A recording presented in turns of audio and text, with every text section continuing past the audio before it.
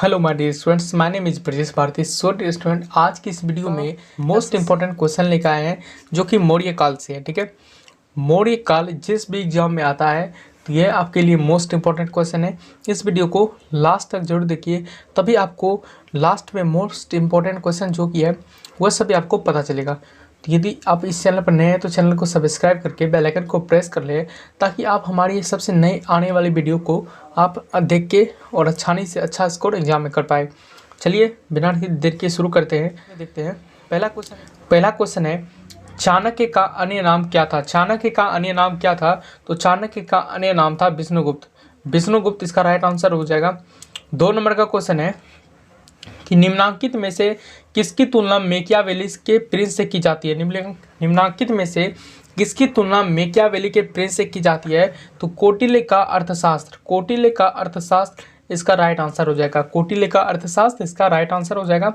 3rd number का question है, वह शासक कौन था जिसने राज सिंहासन पर बैठने के लिए अपने बड़े भाई सुसीम की हत्या की थी? दोस्तों, क्वेश्चन को बड़े ध्यान से सुनिए और क्वेश्चन से ही आंसर निकालने का प्रयास कीजिए। वह शासक कौन था जिसने राज सिंहासन पर बैठने के लिए अपने बड़े भाई सुसीम की हत्या की थी? दोस्तों, इसका सही आंसर हो जाएगा ए नंबर का अशोक, इसका राइट आंसर हो जाएगा। ठीक है, 4 नंबर का क्वेश्चन है, निम्नलिखित में से सम्राट अशोक की वह पत्नी कौन थी जिसने उसको प्रभावित किया था? जिसने उसको प्रभावित किया था, तो इसका राइट आंसर हो जाएगा कारोबाकी। दोस्तों, ये सभी क्वेश्चन जो है एसएससी 2002 से लेकर 2021 तक जो है इसमें क्वेश्चन जरूर आएंगे। ठीक है, यह सभी क्वेश्चन मोस्ट इंपॉर्टेंट क्वेश्चन है। कारोबाकी इसका राइट आंसर हो जाएगा। कारोबाकी इसका सही आंसर हो जाएगा। 5 नंबर का क्वेश्चन है कि अशोक ने अपने सभी अभिलेखों में एकरूपता से किस प्राकृत का प्रयोग किया है?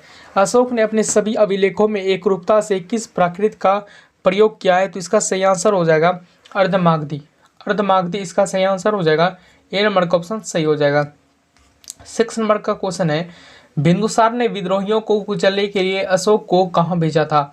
बिंदुसार ने विद्रोहियों को कुचलने के लिए अशोक को कहाँ भेजा था? तो अशोक को तक्षशिला भेजा था। अशोक को तक्षशिला भेजा था, इसका तक्षशिला राइट आंसर हो जाएगा। 7 नंबर का क्वेश्चन है कि निम्नलिखित में से वह व्यक्ति कौन है जिसका नाम देवान पियादसी भी था?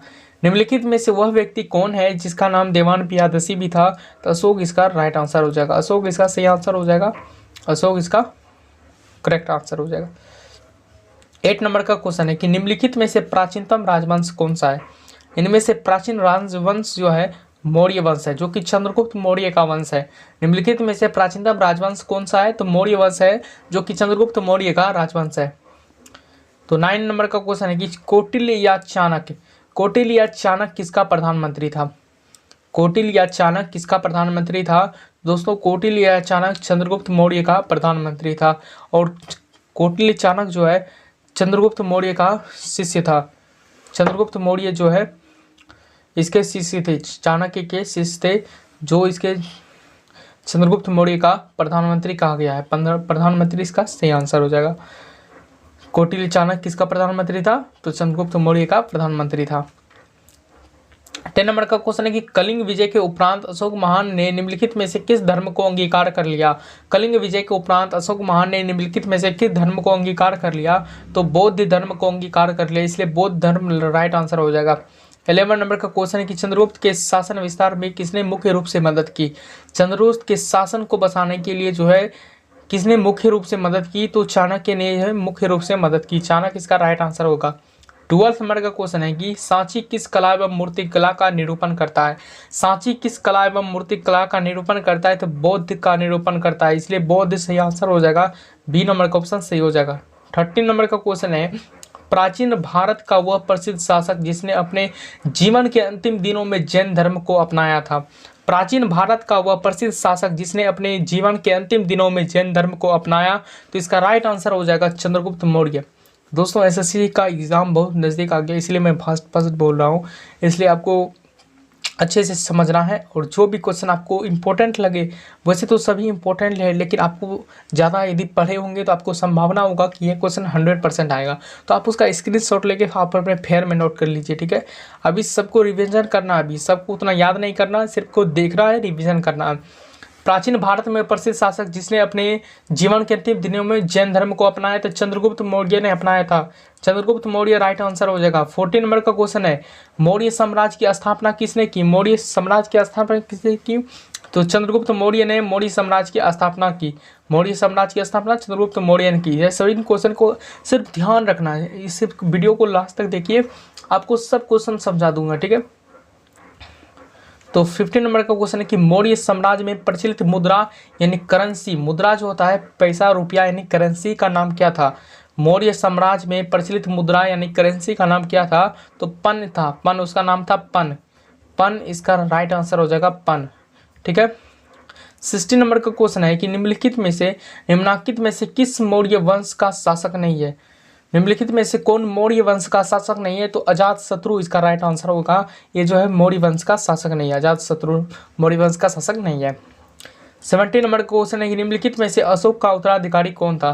निम्नलिखित में से अशोक का उत्तराधिकारी जो है कुणाल था, कुणाल इसका राइट आंसर हो जाएगा।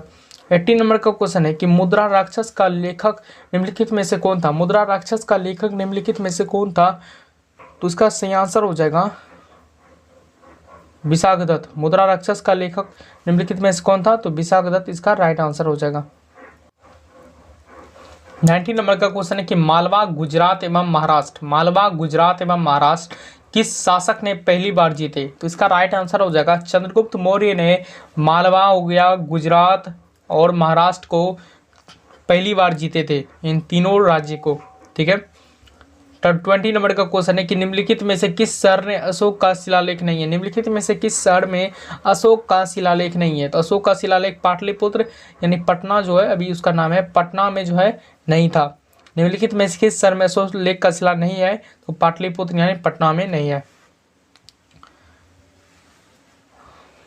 21 नंबर का क्वेश्चन है कि अर्थशास्त्र का लेखक समकालीन था, अर्थशास्त्र का लेखक समकालीन था अशोक का, चंद्रगुप्त का, चंद्रगुप्त विक्रमादित्य का।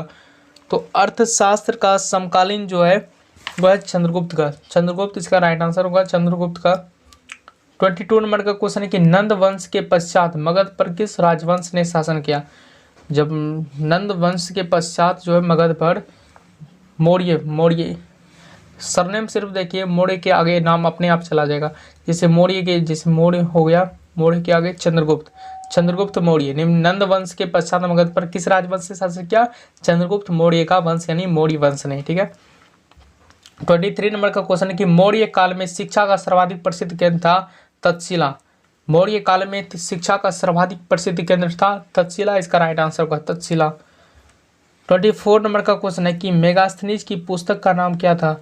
मेगास्थनीज की पुस्तक का नाम था इंडिका, मेगास्थनीज की पुस्तक का नाम क्या था? मेगास्थनीज की पुस्तक का नाम का था इंडिका।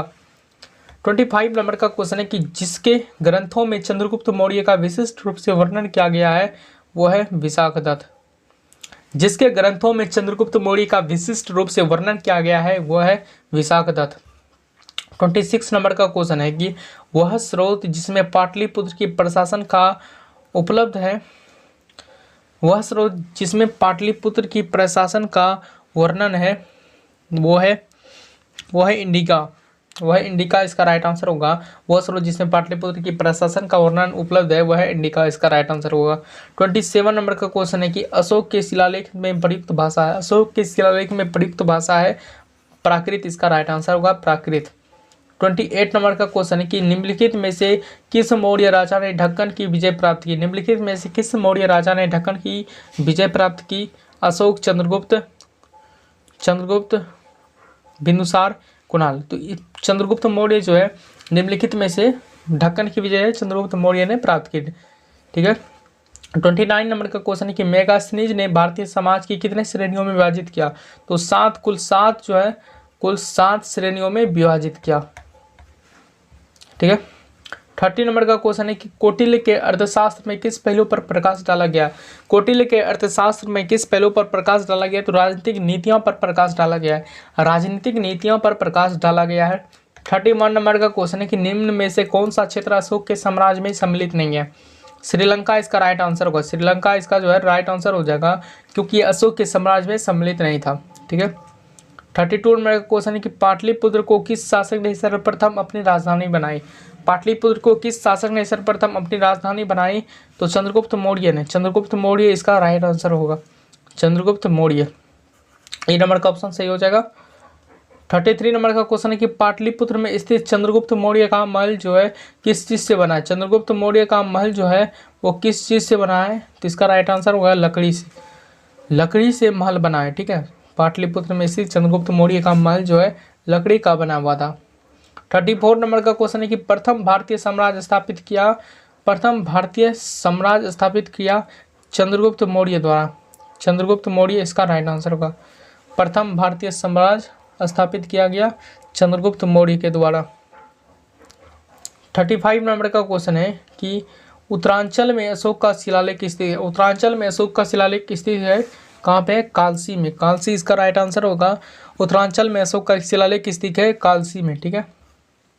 36 नंबर का क्वेश्चन है कि सांची का स्तूप किसने बनवाया? सांची का स्तूप किसने बनवाया? तो सांची का स्तूप जो है अशोक ने बनवाया। सांची का स्तूप किसने बनवाया? अशोक ने। 37 नंबर का क्वेश्चन है कि अशोक के शिलालेखों को पढ़ने वाला प्रथम अंग्रेज कौन था? अशोक के शिलालेखों को पढ़ने वाला प्रथम अंग्रेज कौन था? तो जेम्स प्रिंसेप। जेम्स प्रिंसेप था। निम्नलिखित में से कौन सा राजा प्राय जनता के संपर्क में रहता है? तो अशोक इसका राइट आंसर हो जाएगा। अशोक इसका राइट आंसर हो जाएगा, ठीक है।